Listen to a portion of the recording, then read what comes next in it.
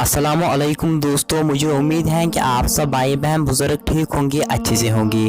दोस्तों इस वीडियो में हम बात करने वाले हैं एक शॉकिंग न्यूज़ के बारे में। दोस्तों इंसान हैरान होता है कि ये हमारे कश्मीर में क्या होता है। दोस्तों कहा जा रहा है कि 8th क्लास की गर्ल प्रेग्नेंट होती है। दोस्तों सबसे पहले आप ये वीडियो क्लिप देखो, उसके बाद हम आगे बात करते हैं। अस्सलामुअलैकुम दोस्तों, आज मैं आपको एक 8th क्लास की लड़की की बेशरम वीडियो क्लिप दिखाने वाला हूँ। उस लड़की के साथ बहुत बड़ा गलत हुआ, उसने नाजायज रिश्ता रखा था एक लड़की के साथ। उसके बाद उसने सोना और उस लड़की को प्रेग्नेंट करके बीच रास्ते पे छोड़ दिया। दोस्तों पहली बात तो ये है कि नाजायज रिश्ते को अल्लाह भी साथ नहीं देता, इसलिए इनके साथ ऐसा ही होना चाहिए। दोस्तों एक लड़की जो कि 8th क्लास में पढ़ती थी, उसके साथ एक बहुत बड़ा गलत हुआ FB पे, फिर चैटिंग हुई। उसके बाद एक लड़की के साथ उसने रिलेशन रखी। उसके बाद उस लड़के ने उसको बोला था कि मैं तेरे साथ शादी करूंगा। फिर उसके बाद वो लड़की घर से भाग गई थी और होटल में रह रही थी उसके साथ अकेले।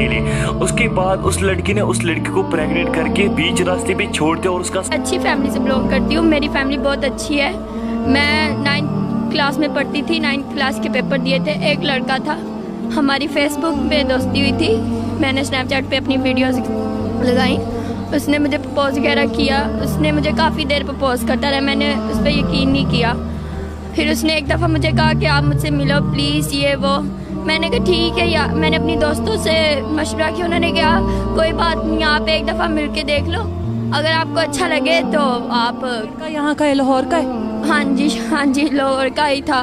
पता नहीं, वो हम फेसबुक से मिले थे, मुझे ज़्यादा नहीं पता। उसके बाद तो कहता हम मिले तो मुझे ना अच्छा लगा उससे बात करके, तमीज़ लगी, पढ़ा लिखा था तो मुझे। दोस्तों अफसोस इस बात पर जिसने अपनी बेटी को दुनियाई तालीम दी लेकिन दीनी तालीम नहीं सिखाई।